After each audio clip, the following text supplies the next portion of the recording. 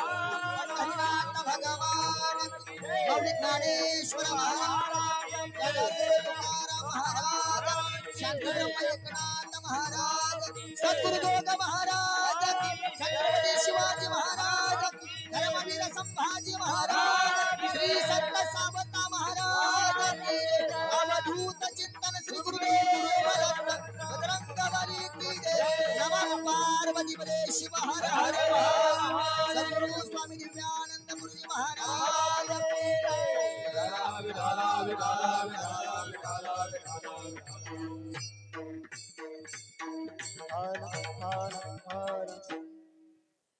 Hello hello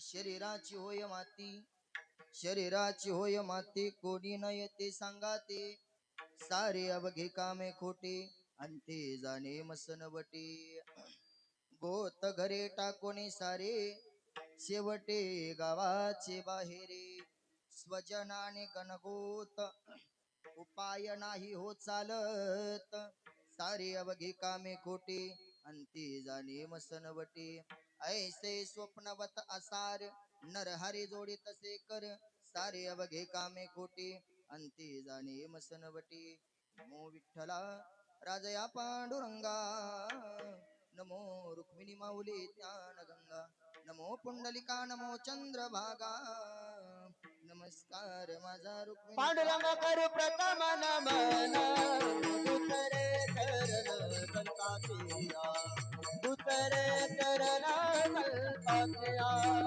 Pandurang करू प्रथम नमन दुसरे चरण संतातिया दुसरे चरण संतातिया कथेचा विस्तारो कथेचा विस्तारो कृपादारे कथेचा विस्तारो कृपादारे कथेचा विस्तारो कृपादारे कथेचा विस्तारो बाबाजी सद्गुरु दास तुका बाबाजी सद्गुरु दास तुका कृपादारे कथेचा विस्तारो बाबाजी सद्गुरु दास तुका बाबाजी सद्गुरु दुसरे चरण संतातिया वितारू बाबाजी सद्गुरु दास तुका पांडुरंग करू प्रथम नमन दुसरे चरण संतातिया वाचा कृपादारे कथेचा वितारू बाबाजी सद्गुरु दास तुका दास तुका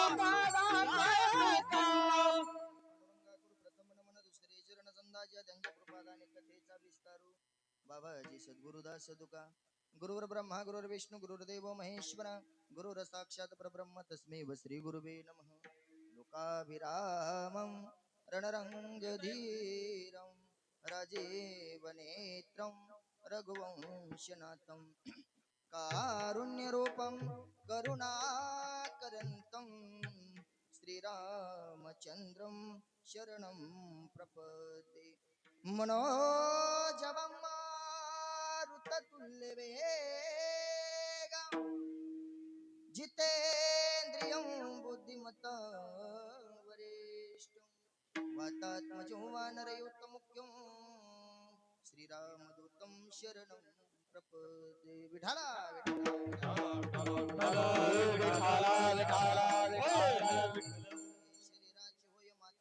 शरीराची होय माती कोणी न येते सांगाते सारे अवघे कामे खोटे अंते जाणे मसनवटे प्रस्तुत प्राप्त प्रसंगी प्राप्त स्थळी कीर्तन रूपी सेवेकरता निवडले लागून भगवंताचे लाडके लळीवाळ असणारे भक्त संत नरहरी महाराज यांचा हा 5 चरणाचा उत्कृष्ट अभंग शिवेसाठी निवडला महाराज अभंगाद्वारे तुम्हा आम्हाला सुंदर असा उपदेश करतात व मृत्यू सार पटवून देतात विठाला अभंगावरती बोलण्याचा पूर्वी अल्पसा परिहार द्यायचा म्हणजे तो असा तुम्हा सर्वांना माहितीच आहे आपल्याच गावातील असणारे आणि विशेषतः आपल्या या मळ्यातील सर्वांना त्यांचं नावही माहित आहे, पण आपण सर्वजण त्यांना नाना म्हणतो. आपले ज्ञानोबा शामराव वाघमारे यांच्या 14व्या निमित्त गंगा पूजना निमित्त आपण इथं सर्वजण जमलेलो आहे. पाहुणे रावणे सोयरे धायरे सर्व गावकरी मंडळी भजनी मंडळ सर्वजण इथं आपण त्यांच्या गंगा पूजना निमित्त 14व्या निमित्त इथं जमलेलो आहे. त्याच निमित्तानं आज कीर्तनाच्या साथ संगतीसाठी सर्व महाराज मंडळी गुणीजन मंडळी उपस्थित आहे. त्यामध्ये मृदंगाची साथ करण्यासाठी महाराष्ट्रातील सुप्रसिद्ध मृदंगाचार्य मृदंग विशारद मृदंग अलंकार आणि विशेषतः आमच्या नानाचे भाची नातू नानाचे नातूच आणि मृदंगासाठी आमचे सुदर्शन महाराज, तसेच गायनाची साथ करण्यासाठी आमचे श्री भक्त परायण निवृत्ती महाराज जावाई इथले आमचे निवृत्ती महाराज असतील, तसेच झोरे मामा असतील, बळीराम दादा असतील, रायभन दादा असतील, आता लय दिवस झाले माणिकांना असतील, आमचे तत्वपंत दादा, आमचे दाजी येतं, पुन्हा बाळू महाराज येतं, गणेश महाराज, केशवराव महाराज आणि आमचे सर्वांचे कोण राहिले मामी येतात, मामींच्याही चिरनत मस्तक, तसेच भाऊ येतं आणि श्री हरिभक्त परायण आशाराम नाना महाराजांच्या चिरनत मस्तक, सर्वांच्या चिरनत मस्तक होतो आणि शिवेला सुरुवात करतो. विठाला कारण आपल्या वडिलाच्या उपकारातून उत्तीर्ण होण्यासाठी, विशेषतः हे कार्य करण्यासाठी भावंड असतील श्री तुकारामजी वाघमारे, तुमचे रामभाऊ वाघमारे, रावसाहेब वाघमारे, हे तिन्ही भावंड असतील, तसे त्यांच्या मुलीच्याही, त्या चारही मुलीनं जावयानं सर्व वाघमारे परिवार यांनी आपल्या नातलागाच्या आपल्या घरातील व्यक्तीच्या उपकारातून उत्तीर्ण होण्यासाठी हा कार्यक्रम भगवंताचं ज्ञानदान आणि अन्नदान. आता काय माहितीये का, 14व्याचं अन्नदान 13व्याचं अन्नदान बरेच लोक म्हणतात महाराज आम्ही खात नाही, बरोबर आहे का?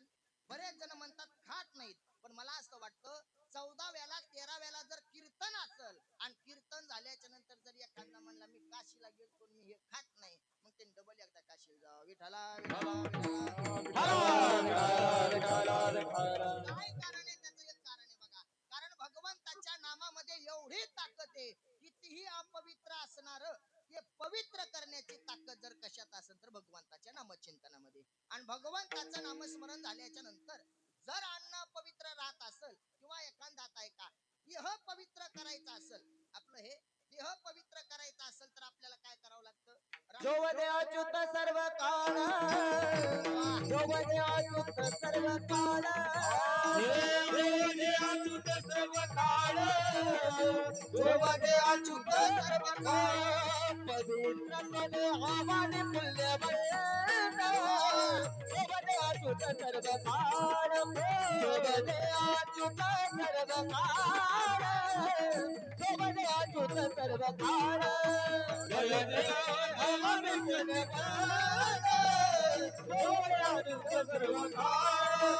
जोवदे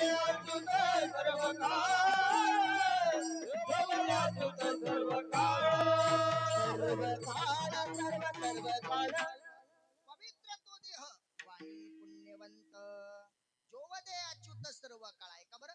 भगवंताचा जो नामस्मरण घेतो त्याचा देह काय होतो? पवित्र होतो. आणि त्याची वाणी कशी होती?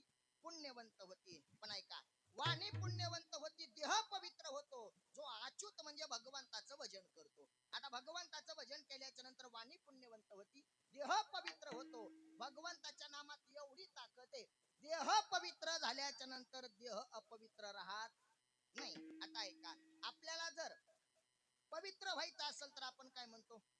जर एखादं मुहूर्त असेल, आता कुंभमेळ्यामध्ये बरेच जण पुढे गेले होते प्रयागराजला, कशामुळं? पवित्र होण्यासाठी. पण ज्याला प्रयागराजला नाही जाता आलं ते रामपुरीला गेले. रामपुरीला कशासाठी? गंगाचा आंघोळ करण्यासाठी. आपल्या रामपुरीच्या जवळ नाही का, रामपुरी. आता रामपुरीला आपण जातो कशासाठी? फक्त गंगाची आंघोळ करण्यासाठी. पण एखाद्याचे दोन्ही पाय दुखायला लागले आणि गुडघ्याचा त्रास असला आणि त्याला काय जाणं झालं नाही, मग त्यानं विचार केला हे सर्व जे गेले ते कुठे गेले?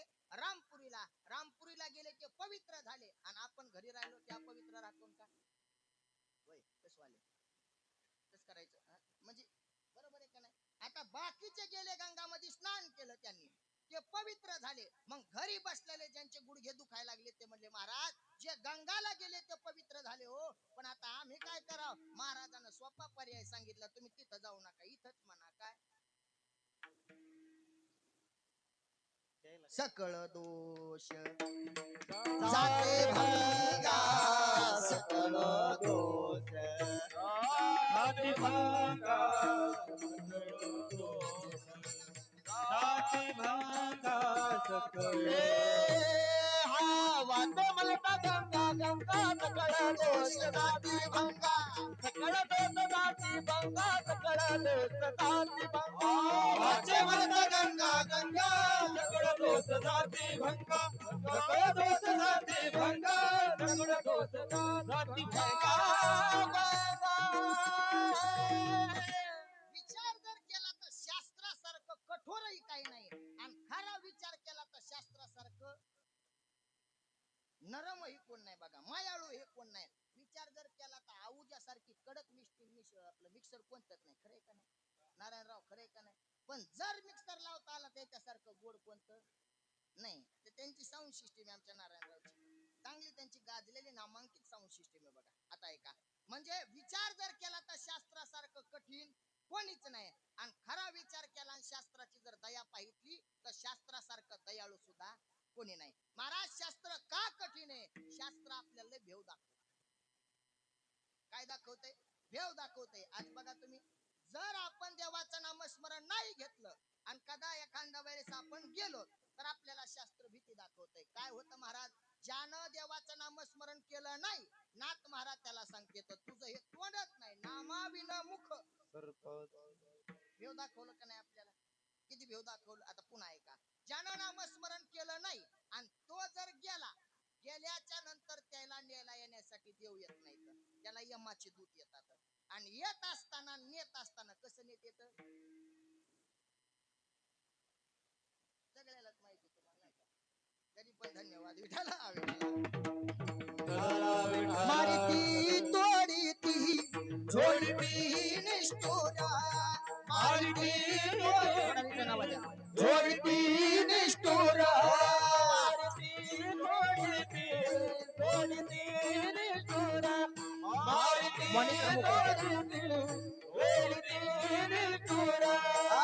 मारिती तोडीती निष्ठुरा यमाच्या तुकारा बहुसाल मारिती तोडीती झोडीती निष्ठुर यमाच्या तुकारा बहुसाल मारिती तोडीती झोडती निष्ठुर मारिती तोडीती झोडती निष्ठुर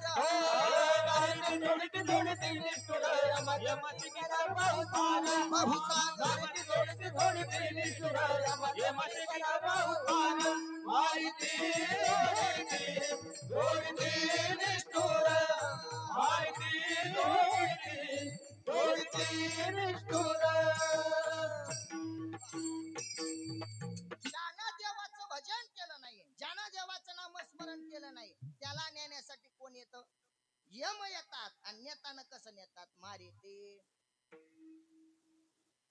झोडीते पुन्हा तोडीती निष्ठुर यमाचे किंकर किती दिवस एक दिवस का एखादे म्हणले आम्ही फुलवाडीचे 2-3 दिवस का नाही मग किती दिवस बहुसाल एवढं मारतात तोडतात झोडतात मग ऐका ना महाराज आम्हाला हे यमन हे लय लांबचं झालं आम्हाला सोपं करून सांगा तू कितीला दादा शाळा जातोस का नाही वा लय निबर बोलत नाही बरं का मला आधीच भेव वाटतं तिसरीला आहे बरं का शाळेत जाते शाळेत अभ्यास केल्यावर मास्तर मारते का नाही केल्या आणि केल्या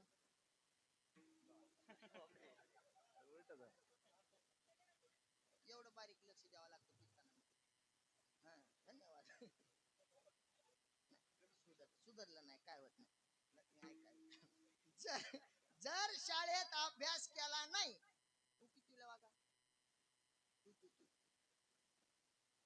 पहिली ते का शाळेत सर अभ्यास केल्यावर मारतेत का नाही केलं वा हुशार दिसायला आजी देवकरी नाचल्यावर काय त्याला पाहायचं संस्कार आहेत महाराज ऐका अभ्यास जर नाही केला तर शाळेत काय करते तर मारते ना अभ्यास जर केला तर शाळेत काय देते तर बक्षीस देतात ना बरोबर आहे का नाही अभ्यास केला तर शाळेत काय मिळतं बक्षीस नाही केला तर काय मिळतं तसंच हे या देहामध्ये आल्याच्या नंतर भगवंताचं भजन केलं तर आपला उदो उदोच जर देवाचं भजन केलं नाही तर मारे ते बहुसाल. जर मार खायचा नसेल तर भगवंताचं नामस्मरण करावं.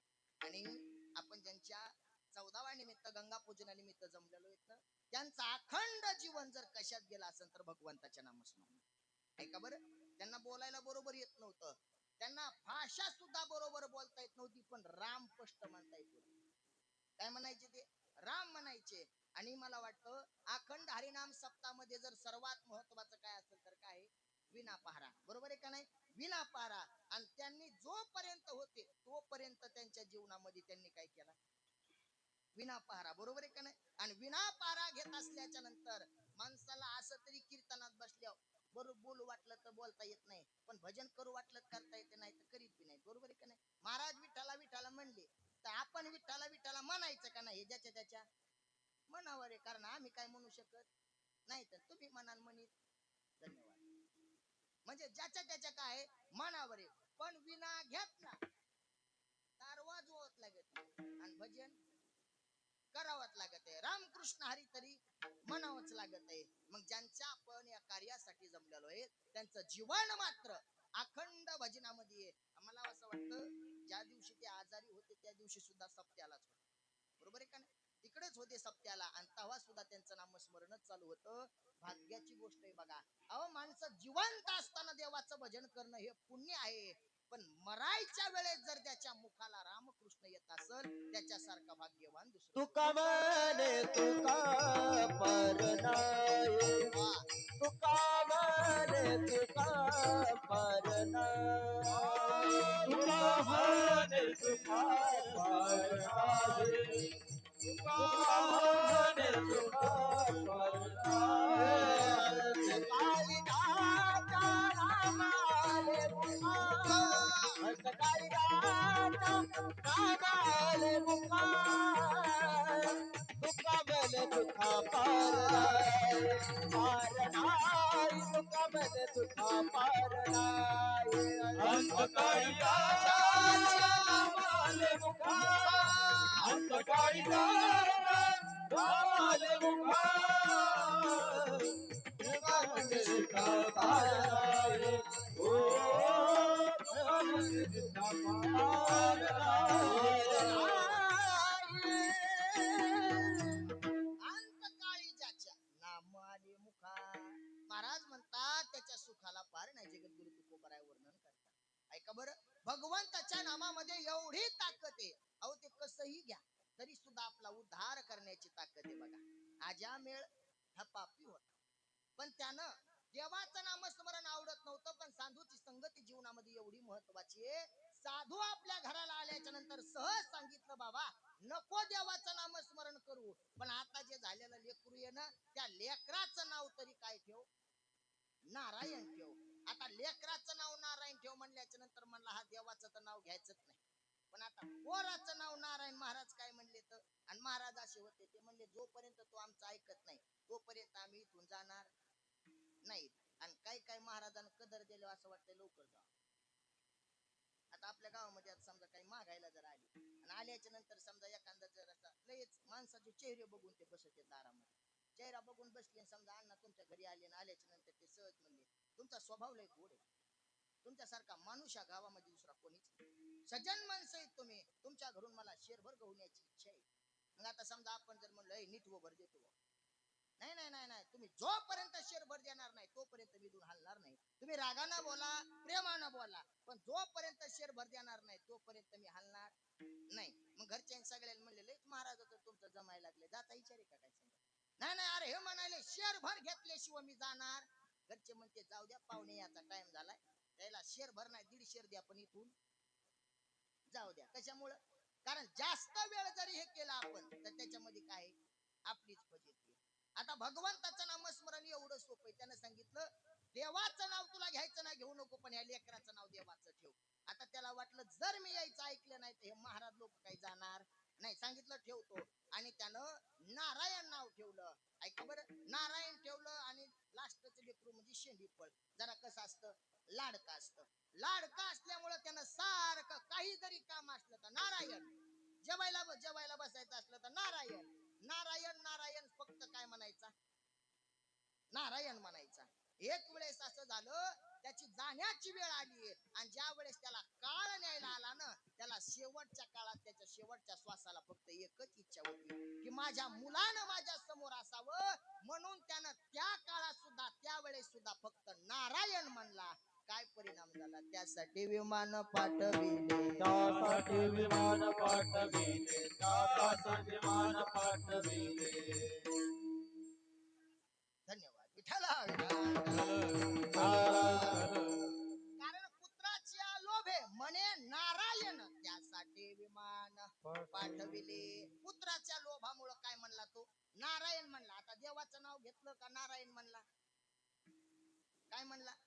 लेकराच्या लोभापोटी नारायण म्हणला. पण त्याच्यासाठी काय पाठवलं? विमान पाठवलं. एवढा दयाळू आहे. एक वेश्या होती बघा, गणिका. त्याची तिच्यासारखं पाप या जगात दुसरं कोणी केलं नाही. पण काय झालं? माणसाचं सौंदर्य हे कायमस्वरूपी टिकत नाही. म्हणून जास्त सौंदर्यावरती माणसानं घमंड करू नये. कुठलीही गोष्ट माणसाची कायम राहत नाही. कुठलीच गोष्ट कायम राहत नाही. म्हणून माणसानं बोलत असताना, वागत असताना विचार करून बोलावं, चालत असताना विचार करून पाऊल टाकावं. का? कारण कुठलीच गोष्ट शेवटपर्यंत जात नाही. आपल्याला जर वाटत असेल आपण लय मोठे महाराज झालो, पण एक दिवस असा येतो की ह्या महाराजाचा सुद्धा काय येतो, आपल्याला कंटाळा येतो. कारण वरचीवर मोठमोठे दुसरे महाराज झाले की लोक म्हणते तेच ऐकलंय.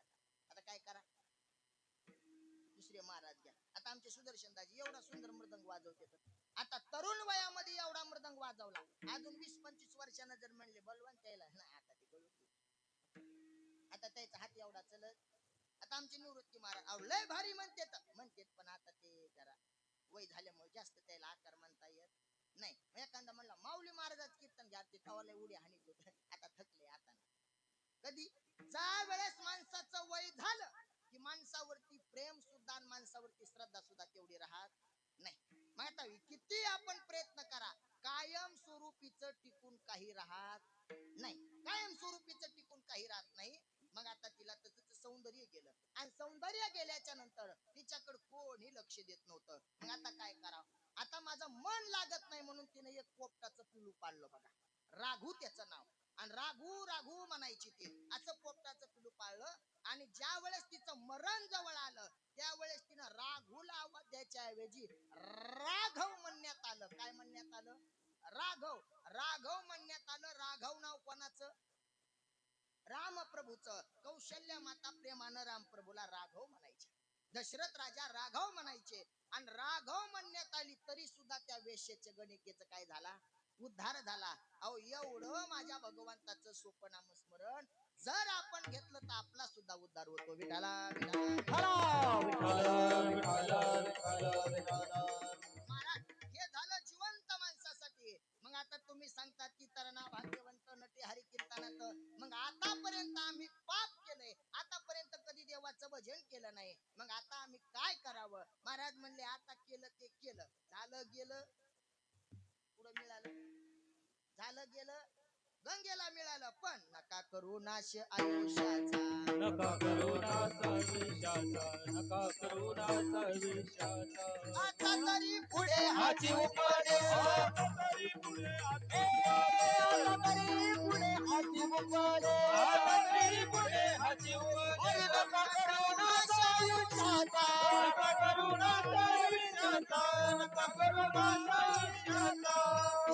आता तरी पुढे हाची उपदेश, नका करू नाश आयुष्याचा. असं सर्वांना सांगितलं बघा. महाराजांना तळमळीला सांगितलं की आता जे झालं ते झालं, पण इथून पुढं नका करू नाश आयुष्याचा. पण काही लोक म्हणले महाराज आता शिकतर आमचं वय किती आहे? 35 वर्ष वय बघा. आणि 35 वर्ष वय असल्यामुळे अजून आमच्याकडे भरपूर आयुष्य शिल्लक आहे. मग आतापर्यंत आम्हाला कळालं, पण आमच्या लक्षात आलं आम्ही भगवंताचं भजन करावं हे सुद्धा कळालं, पण आम्ही आताच करणार नाही. 50 वर्ष संपले की आम्ही काय करतो? देवाचं भजन नामस्मरण करायला चालू करू. महाराज म्हणले 50 वर्ष येतील का नाही गॅरंटी? क्षणभंगुर नाही भरवसा, वारे सावध तोडा मायाच्या, काही न कळवत गळा पडेल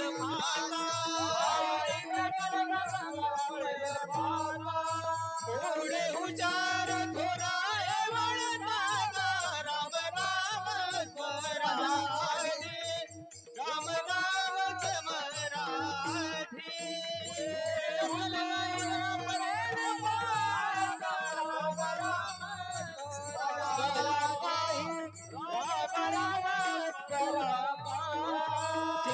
भंगूर नाही घरे बेटा मार काबत थोडा मायाचा काही नकळ मग गळा पडेल फाता पुढे हुशार थोरा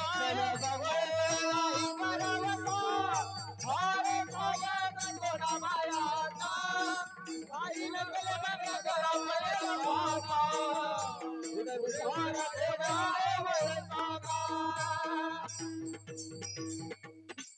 क्षणभंगुर नाही भरवसा क्षणाचा सुद्धा भरवसा नाही का मारा क्षणाचा भरवसा नाही तुम्ही असं कशामुळे सांगता अहो गॅरंटीनं सांगतो ना असे लय पुरावे येतात आता हे काय आता बघा मी मनीष सुद्धा नाही तरी सुद्धा जे भजने आहेत का त्याच्या लक्षात येते जे भजने आहेत ना त्याच्या बरोबर लक्षात येते मी प्रमाण न म्हणता तुमच्या ध्यानात येते बघा आता का असं करावं का क्षणाला देवाचं नामस्मरण करावं म्हणलं म्हणा तरी सुद्धा तुम्ही काय म्हणले म्या घडीवर बोट ठेवलं की तुम्ही काय म्हणले राष्ट्रवादी म्हणले का नाही कारण इथं ते कामाचं नाही घडी घडी काळ घडी घडी काळ वाट याचे पाहे घडी घडी काळ वाट याचे पाहे घडी घडी काळ वाट याचे पाहे घडी घडी काळ वाट याचे पाहे अजून किती आहे अवकाश अजून किती आहे अवकाश हरि मुखे गाता हर काल देता हरि मुखे गाता हर काल देता अजून किती आहे अवकाश अजून किती आहे अवकाश हरि मुखे गाता हर काल देता हरि मुखे गाता हर काल देता घडी काळ वाट याची पाहे ऐका बरं कारण काळ आपला क्षणाला वाट पाहतो अजून किती आहे अवकाश कोणाला सांगता येत नाही कारण आपण किती दिवस जिवंत राहणार आहे हे कोणाला सांगता येत नाही आता महत्वाची गोष्ट आहे बघा माणूस जन्माला यायच्या अगोदर किती दिवसानं कळतं 9 महिन्यानं अगोदर कळतं लेकरू जन्माला येणारे 9 महिन्यानं अगोदर कळतं पण माणूस मरणारे एका मिनिटानं सुद्धा कळत आला श्वास गेला श्वास देवा तुझे तंतर जन्माने मरण एका श्वासाचे अंतर म्हणून साधू संत आपल्यावरती दया करतात तळमळ करतात बाबा हो तुमचा क्षणाचा भरवसा नाही म्हणून रात्रंदिवस घोकितो तुम्ही सावध असा रात्रंदिवस भोगितो तुम्ही सावध हो तुमच्या नगरीचा आम्हा नाही भरवसा तुमच्या नगरीचा आम्हाला उजेड पडताना गळा पडेल फासा गळा पडेल फासा उजेड पडताना गळा पडेल फासा उजेड पडताना गळा पडेल फासा तुझे माय बाप कैसी लागली झोप तुझे माय बाप कैसी लागली झोप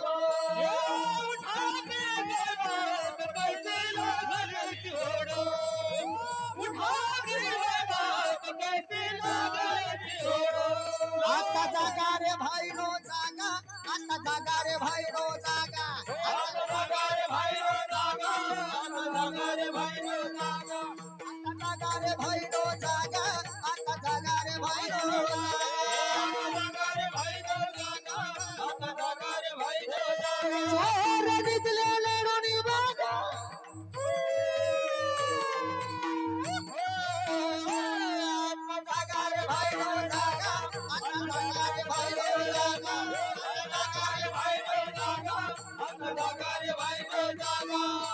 जागा रे भाई जागा आता जागा रे भाई जागा जागा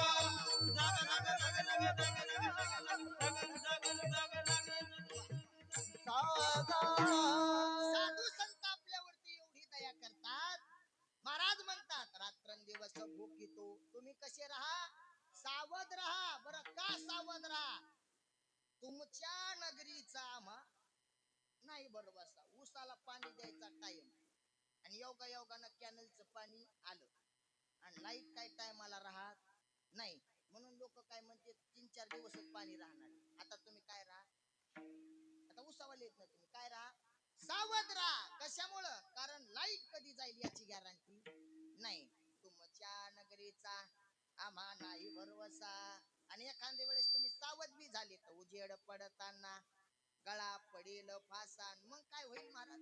म्हणून तुम्ही झोपीत राहू नका. आता दुसरं एक प्रमाण दिलं महाराजांना. आता जागा रे भाईनो जागा. चोर निजल्या. आता लक्ष देऊ नका. समजा गावामध्ये चर्चा झाली चोराई आले तर मग आपण काय लावतो तर नम्र लावतो ना जागा राहण्याची. बरोबर आहे का नाही? कशामुळं? कारण चोरी आले तर जर आपण झोपीत राहिलो तर आपलं काय करते ते पैसे काय जे असतील ते काय नेते ना लुटून नेतील. बरं याच्यापेक्षा सोपं सांगतो. तुमच्याकडे बिबट्या आलता का? बिबट्या पण फुटू येऊ लागले ना. बिबट्याचेच नाही वाघ मारे तुम्ही वा माझ्या ध्यानातच नाही ते वाघ मारे बिबट्याच येऊ शकत नाही. समजा बिबट्या ऐका पण तरी आता तो बिबट्या जे होता आला होता का नाही कोणी पाहिला का नाही पक्क कोणालाच माहिती. पण चर्चा काय होती बिबट्या आला. बरं आहे का? एखाद्या गोष्टीची आपल्याला माहिती नसेल आणि आपण जर अचानक गेलो तर काय होती भीती वाटते. आता तुमच्याकडे ऊस असतील भुईमुग असतील तुमच्याकडे ते भोंगे आलेत का? ते भोंगे त्याच्यात कुत्र्याचा आवाज असतो आवाज असतील वेगवेगळे वाघाचे आवाज कशाचे आवाज. एका हुशार माणसानं त्याचा स्वतःचाच आवाज रेकॉर्डिंग केला आणि रानात लावला. आवाज फक्त एवढाच होता वट वट. फक्त कोणता आवाज होता तेवढाच. विठाला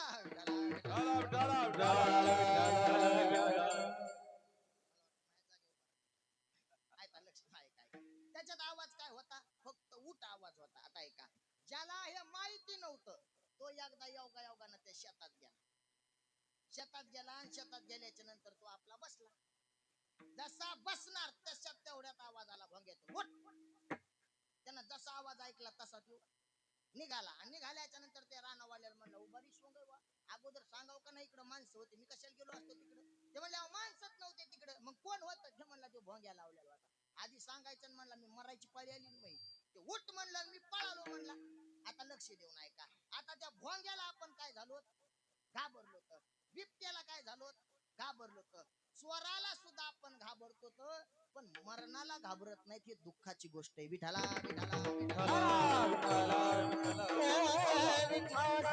कारण चोर आल्याने तुम्हाला बातमी कळू शकते बिबट्या आल्याला बातमी कळू शकते पण काळ आल्याला तुम्हाला बातमी कळू शकत नाही असं म्हणू नका. कळते फक्त लक्ष देऊ नका.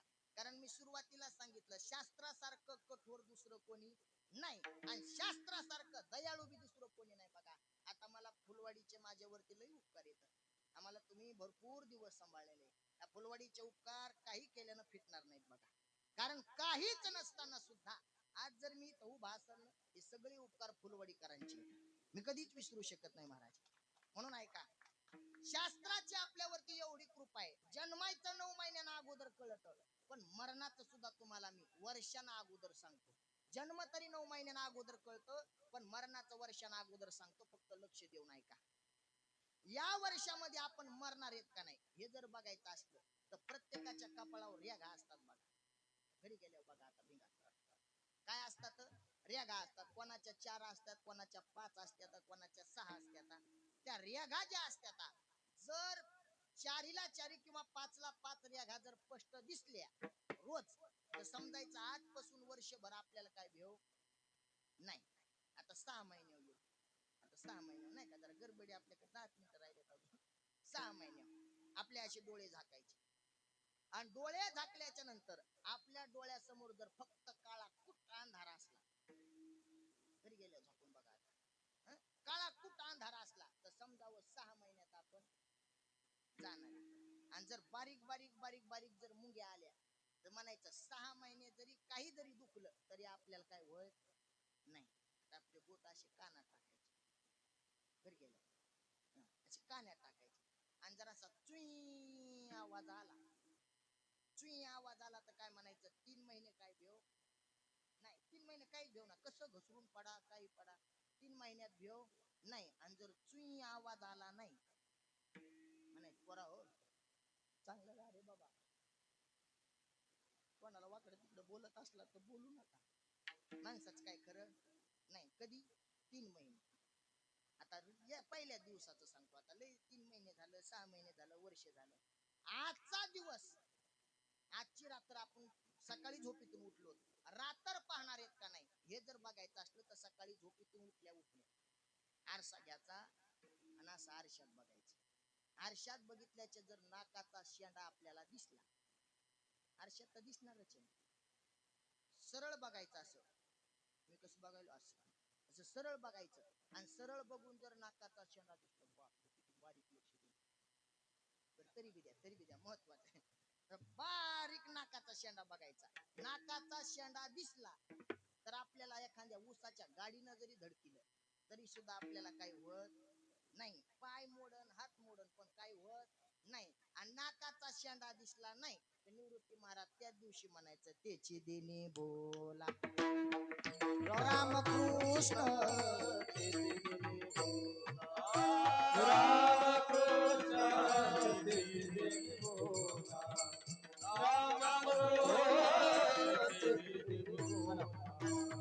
ना सागरीचा आग्रह दिसे नयने, सागरीचा आग्रह दिसे नयने, त्याची दिनी बोला रामकृष्ण, त्याची दिनी म्हणा रामकृष्ण, सागरीचा आग्रह दिसे नयने, सागरीचा आग्रह दिसे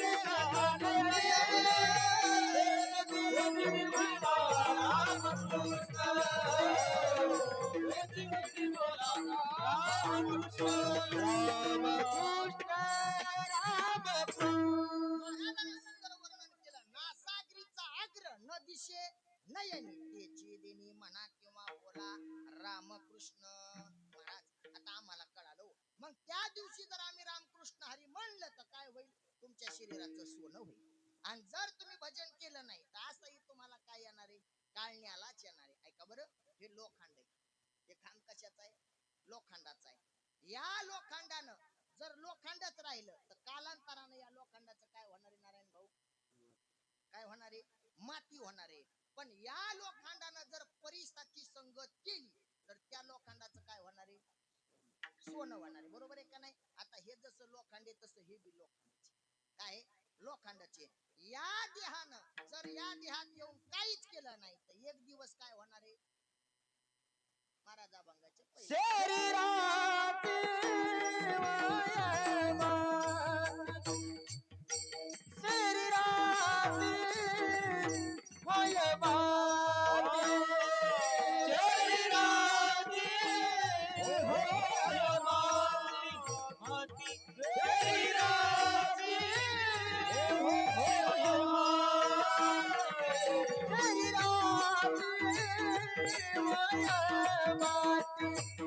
शरीरा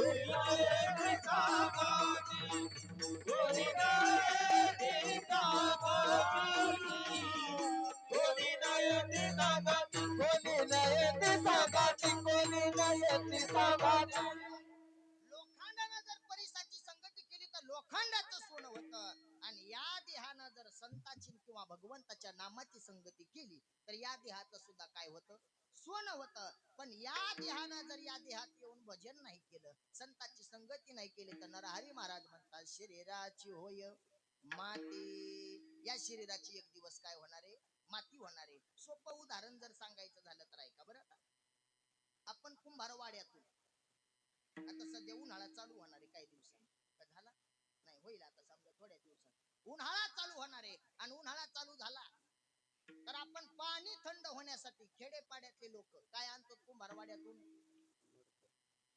गाडगं नाही का, गाडगा आणतो, बरोबर आहे का नाही. कुंभारवाड्यातून आपण गाडगा आणतो. बरं ते गाडगा आणल्याच्या नंतर त्या गाडग्याची विशेषता आहे बरं का. त्या गाडग्याचा एक गुणधर्म आहे, गाडग्याला जोपर्यंत पाझरा आहे तोपर्यंतच गाडग्यातलं पाणी कसं होतं, गार होत. आणि गाडग्याचा पाचरा बंद झाला तर गाडग्यातलं पाणी गार होत नाही. गाडग्याला शेवाळ चढलं तर गाडग्यातलं पाणी गार होत नाही. आता बारीक लक्ष देऊन ऐका, जोपर्यंत गाडग्यातलं पाणी गार होतंय तोपर्यंत गाडगं घरात असतंय. आणि एकदा गाडग्यातलं पाणी बंद गार व्हायचं झालं तर म्हातार आपलं गाडगं कुठं असतंय, दारात असते, बरोबर आहे का नाही. आता गाडग्याचं आपलं सारखंच, जवर चलन तवर म्हणती माझा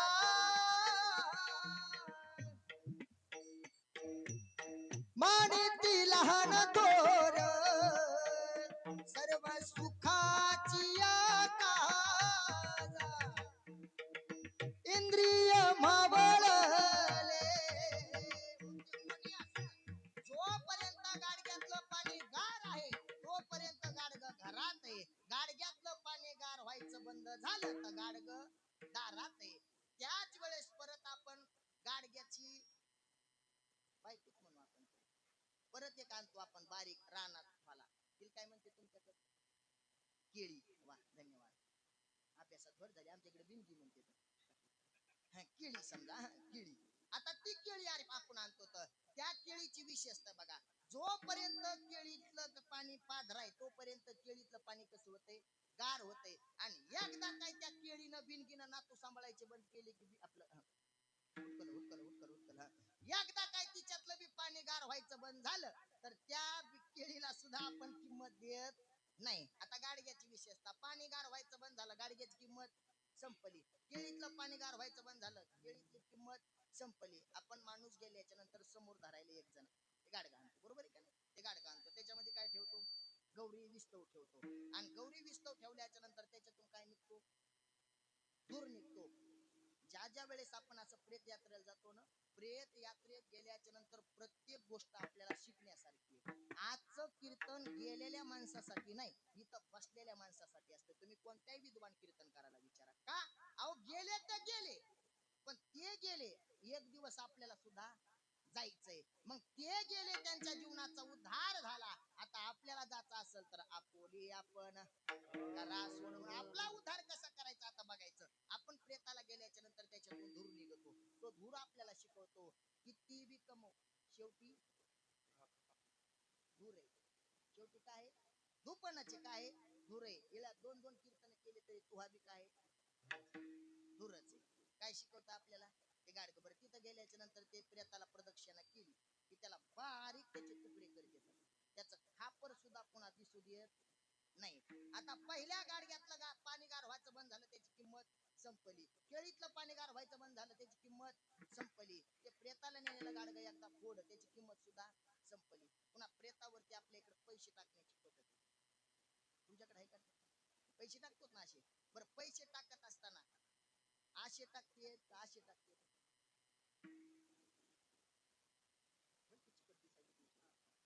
कसे टाकते तर आता ऐका, आता सोपं करून सांग. समजा या खांद्याला जर आपल्याला फेकून काहीतरी मारायचं असलं तर आपण कसं मारतो तर असं, बरोबर आहे का नाही. आणि या खांद्याला अलगद द्यायचंय. आता हे मोबाईल आहे, मला सुदर्शन महाराजाला द्यायचा, मी असा देईन का असा देईन, कसा देईन, असा देईल ना. आणि जर हिणवून द्यायचं असलं तर कसं, बरं याच्यापेक्षा सोपं करून सांग. लाडक्या बहिणीचा हप्ता समजा यायचा पडला आणि पडल्याने यानं पैसे उचलून आणले, नवरा लगेच म्हणला ती बरी इकडे शुक्रवारी मला काम आहे, ती म्हणालो ना मला काम आहे, ती म्हणा राहिलो मला काम आहे म्हणून म्हणून एकदा कदरा हे काय प्रेमानं देणं का हिनवून देणं हिनवून देणं ना. आता ऐका माणूस गेल्याच्या नंतर आता जर आपल्याला त्याला पैसे द्यायचे असते तर आपण कसे दिले असते अशी. पण माणसं कशी हालते अशी. काय कारण आहे माहितीये का? लय पैसा पैसा केला पण नेता येत नाही. आता पुन्हा एक सोपं जसं त्या गाडग्याची किंमत संपली पहिल्या गाडग्याची संपली केळीची संपली त्या गाडग्याची संपली. आता एक असं गाडग आहे आपण काल्याच्या कीर्तनामध्ये आणतो त्याला काल्याच्या कीर्तनामध्ये आणि ते इथं कीर्तनामध्ये बांधतो त्याला काय म्हणतात दहीहंडी. पहिलं गाडग कुठून आणलं आपण कुंभारवाड्यातून. दुसरं गाडग कुंभारवाड्यातून. तिसरं गाडग कुंभारवाड्यातून. आणि काल्याचं गाडग सुद्धा कुठून आणलं कुंभारवाड्यातून. पहिलं गाडग काम झालं पुन्हा कामाला आलं. दुसरं गाडग काम झालं कामाला आलं. तिसरं गाडग एकदा काम झालं पुन्हा कामाला आलं. आता चौथं गाडग काल्याच्या कीर्तनामध्ये आणतो त्याचं आपलं काय नाव ठेवलं आपण दहीहंडी. ते गाडग फुटलं तर त्याचं खापर सुद्धा कोणी नेत कोणी ठेवत नाही. आता लक्ष देऊ नाही. पहिलं गाडग कामातून गेलं पुन्हा ते काम आलं. दुसरं सुद्धा काम आलं नाही. गाडग नाही आलं केळी नाही बिनगी नाही काम आली नाही. तिसरं गाडग प्रेताला आणलेलं ते सुद्धा काम आलं नाही. काल्याच्या कीर्तनात आणलेलं गाडग फुटलं कामाला आलं का आलं. अहो शिल्लक राहिलं नाही. सगळ्यानं त्याचा एक एक तुकडा पुढे नेला घरी नेला आणि पुढे ठुला. बरं कशामुळे ठुला पीठ वाढत आहे वा एकदा ठुलं दळणच आणायचं नाही. कुठून शोध लावा त्यात बाया माणसं ते ठेवते. त्याचं एक कारण आहे बघा का ठेवावं लक्ष देऊ नका. ज्या वेळेस केवटानं प्रभू रामचंद्रजीचे पाय धुतले ते कशात धुतले काठवटीमध्ये धुतले. बरं काठवटी धुण्याचं कारण काय केवटाच्या पत्नीनं विचारलं मला. अहो आपल्याकडे दुसरेही भांडे होते पण काठवटीमध्ये पाय का धुवायला सांगितले. केवटानं उत्तर दिलं अगं काठवट म्हणजे लाकडापासून बनलेली आणि लाकडाचा गुणधर्म आहे लाकूड पाणी काय करतं सहन करतं शोषून घेतो बरोबर आहे का नाही. आणि ज्या ज्या वेळेस तू या काठवटीमध्ये माझ्यासाठी भाकर बांधशील आणि काठवटीची दुसरी एक विशेषता आहे बघा काठवटीला काय असते तर कान असते. तर ते कान कशासाठी होते पाय देण्यासाठी बरोबर आहे का नाही. कान कशासाठी पाय देण्यासाठी. म्हणजे काही झालं तरी बी माती मधात पडत नव्हती. आता आपण जर कोणी म्हणलं माती खाल्ली का त्याला हो म्हणायचं कारण काठवट नाही. आता काय राहिल्या पराती. आणि भाकर थापायची म्हणलं अंगठ्यानं दाबल्याशिवाय भाकर थापता येत नाही. आणि ह्या का पाय धुवून बसतात म्हणजे माती 100% आपल्याला खाण्यात जाते. आता ऐका काठवटीला ते कान असते त्या कानावर काय द्यायचा असतो पाय. ती काठवटी एक गोष्ट शिकवते बिगर कामाची जर आपल्याविषयी कोणी चर्चा केली तर आपले कान झाकून ठेवायचे. त्याला काय भुकायचं तर भुकू दे. ही काठवट शिकवते. ही काठवट आपल्याला काय शिकू देते. आता ऐका आता एक पांडुरंग महाराज उरलेने एक सांगितलं होतं सहज आता नदी आहे नदीमध्ये एखादा दगड आहे.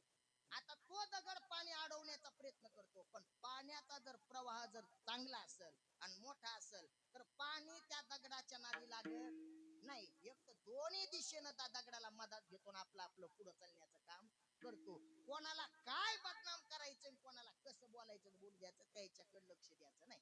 केवटानं सांगितलं अगं या काठवटीमध्ये ज्या ज्या वेळेस तू भाकर करशील ना ज्या ज्या वेळेस भोजन बनवशील एवढे दिवस मला माझ्या राम प्रभूच्या चरण रजाचं भोजन करायचा प्रसाद मिळेल म्हणून ह्या काठवट आपण घेतली. मग आता हे गाडग्याचं खापर आपण जर पिठाच्या डब्यात टाकलं तर गाडगं हे मातीपासून बनलेलं.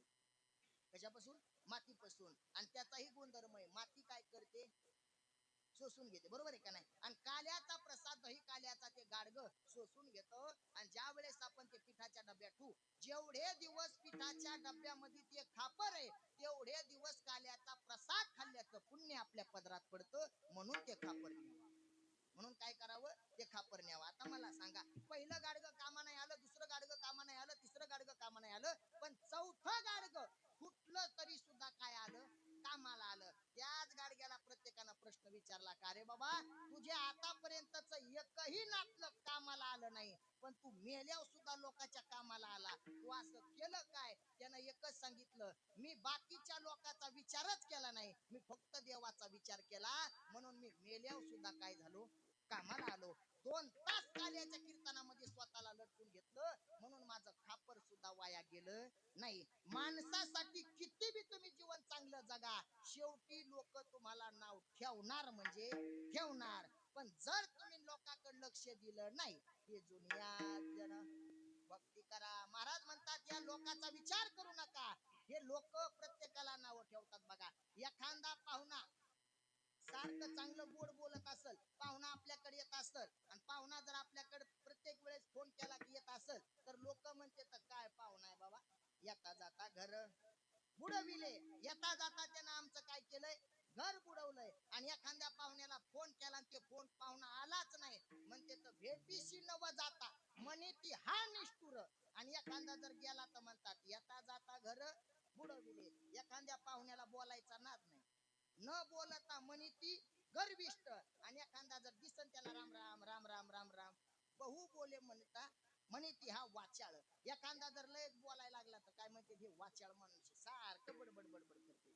आणि एखादा बोललंच नाही तर काय म्हणते तर गर्विष्ठ आहे. मग आपल्याकडे म्हणे गाढ भाव बी चलू देत नाही तर आता बसू देत नाही. गाढ भाव कसं चालताय नाही का, गाढ भाव बी बसू देत नाही तर पायी पायी बी चलू देत नाही. तर लोक सगळी कुणाच जर नाव ठेवत असतील तर महाराज म्हणतात ऐका, तुम्हाला जर तुमच्या जीवाचं कल्याण करायचं असेल तर भगवंताचं नामस्मरण करा, तुमचा फायदा होईल. उत्तम चिवरे कीर्ती मागे तुका म्हणे का मरणेची सरी, उत्तम चिवरे कीर्ती मागे.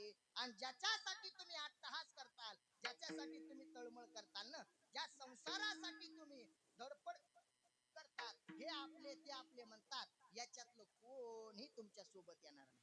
तुम्ही झोपीत राहू नका, उठा जागे वारे आता, स्मरण करा पंढरीनाथा, बाबे चरणी ठेवा माता. चुकवी व्यथा जन्माच्या धनदारा पुत्र जन, बंधू सोय रे पिसून, सर्व मिथ्या हे जाणून, शरण रिगा दिवासी. का कारण कितीही तुम्ही आपलं आपलं म्हणा, शेवट गेल्याच जल हे सुखाचे दिला घेतल्याचे, ऐकही काळीचे नाही कोणी, ऐकही काळीचे नाही कोणी. जल हे सुखाचे दिला घेतल्याचे, अंतकाळीचे नाही कोणी, अंतकाळीचे नाही कोणी, नाही क्षण हे सुखाचे दिल्या घेतल्याचे, अंतकाळी कोणी कोणाचं नाही. म्हणून महाराज म्हणतात नको नको म्हणा गुंतो माया जाळे. कारण या मनाला उपदेश करतात की तू या माया जाळामध्ये गुंतू नको.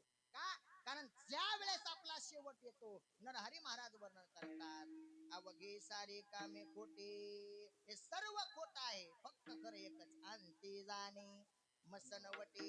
ऐका बरं, एवढं सोपं करून सांगितलं. मग आता काही लोक म्हणले महाराज आता एक वाजलाय, कस करायचं आता, होय एक वाजला ना आता बस झालं ना, बस 10 मिनिट अजून. विठाला विठाला विठाला विठाला. महाराज आतापर्यंत तुम्ही जिवंत माणसाला सांगितलं, पण जे गेले तर त्यांचं काय करावं. आता बरेच जण डोकं लावतेत ना महाराज, अहो जिवंत माणसानं भजन केलं हे त्याच्या कामाला आलं, पण आपल्यातून निघून गेल्याच्या नंतर जर आपण त्यांच्यासाठी भजन केलं, आजचा दिवस आपण त्यांच्यासाठी करतोय, मग आता हे त्यांना काय कामा येतं. सोपं उदाहरण सांगायचं झालं, एखादा पुण्याला राहायला असला आणि आपण जर त्याला पैसे मागितले, ते आपल्याला कशावर टाकते, फोन पेला टाकते, बरोबर आहे का नाही. अहो कागदाचे पैसे जर तिथं टाकलेले इथं कामाला येत असतील तर भगवंताचं नामस्मरण काय एवढं हलकं आहे.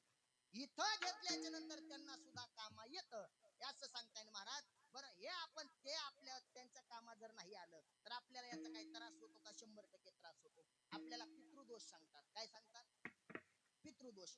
बरं पितृदोष कसा ओळखायचा, आता लक्ष देऊन ऐका. एखाद्याच्या घरामध्ये चांगलं खातं पितं घर आहे आणि एखाद्या वेळेस अचानक दुःखाचा डोंगर कोसळला, घरामध्ये चांगलं एकमेकांसोबत प्रेमानं राहणारे पण सारखे वादिवाद व्हायला लागले, घरात पैसा टिकत नाही, सारखं भांडण व्हायला लागलं, तर समजावं आपल्याला काय लागलाय, पितृदोष लागला. मग आता पितृदोष लागतो का, 100% लागतो. कशासाठी, आपले जे पूर्वज आहेत आपण जर त्यांच्या नावानं, असं सांगतात वर्षातले 84 वेळेस आपल्याला काय करावं लागतं, पित्राला शांत करावं लागतं.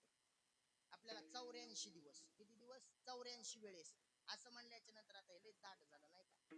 एवढ्या वेळेस म्हणलं कसं याची सोय रेन आहे रेन पाहुणे, हे लय अवघड झालं. म्हणले मग 3 वेळेस तरी वर्षातून, किती वेळेस? 3 वेळेस. एकदा वर्ष श्राद्धाला, दुसरं अक्षय तृतीयाला, तिसरं पितृपक्षामध्ये, बरोबर आहे का नाही? पित्र. मग 3 वेळेस. आणि जर नाही केलं तर काय होतं? महाराज म्हणतात हा हा कटा त्याचे करीते पितर वंशी दुराचार पुत्र झाला.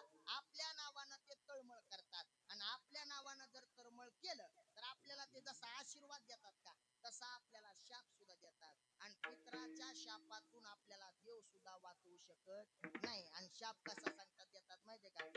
आमुच्या तळमळे होईल तुमचे वाटोळे, होईल तुमचे वाटोळे, होईल तुमचे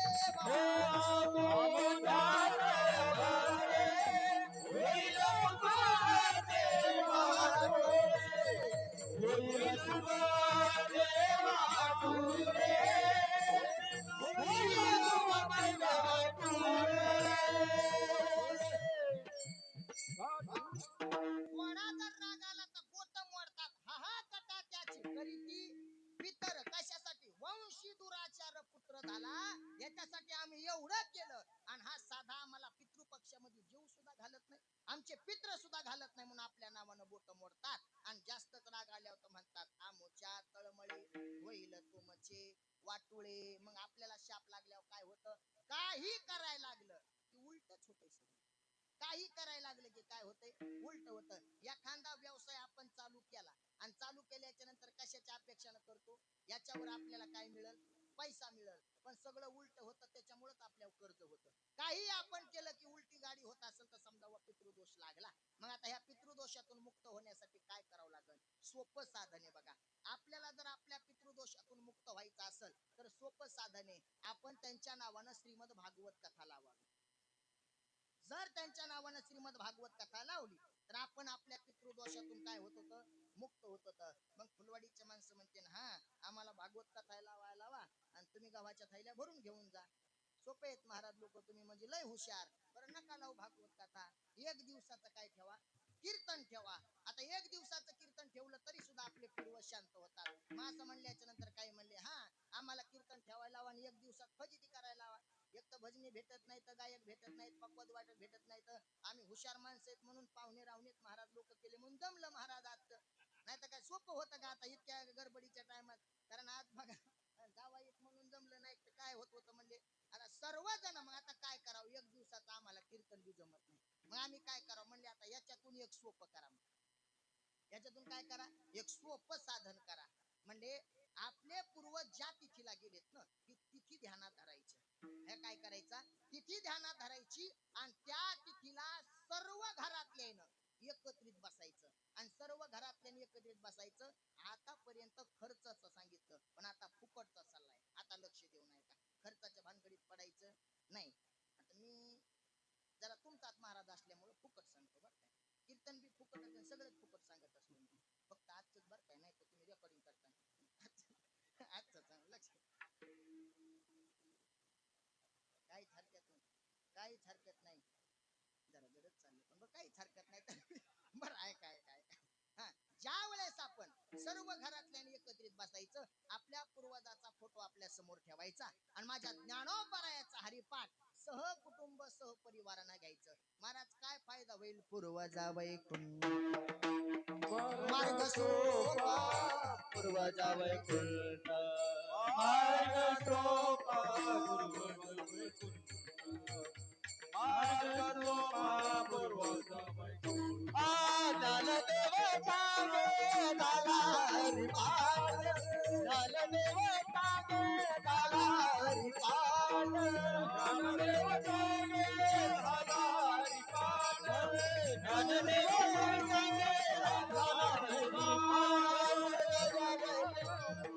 मार्ग सोपा पूर्वज वैकुंठ, मार्ग सोपा हरि मुखे म्हणा, हरि मुखे म्हणा, हरि मुखे म्हणा, हरि मुखे म्हणा.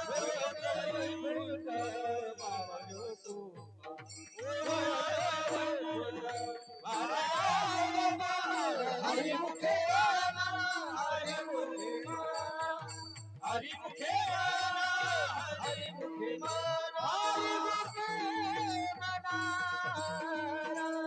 ज्ञानोबा आपल्याला सांगतात तुम्ही सहकुटुंब सहपरिवाराने एकत्रित बसायचं आणि हरिपाठ घ्यायचा. फायदा काय होईल? पूर्वजा वैकुंठ मार्ग सोपा.